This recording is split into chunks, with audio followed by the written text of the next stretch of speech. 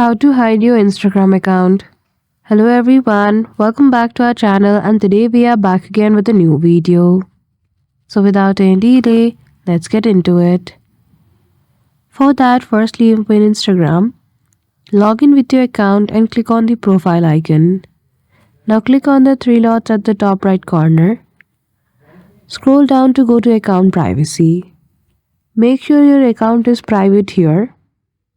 Now, so as to hide your Instagram account, you need to not follow anyone who has mutuals with your friend. And lastly, you also not need to provide the allow permission for contacts for Instagram. So go to app info, go to permission and make sure contact is not allowed. So that's it. I hope you found this video helpful. If you did, don't forget to give it a thumbs up and subscribe to our channel for such tutorial. Thank you for watching till the end.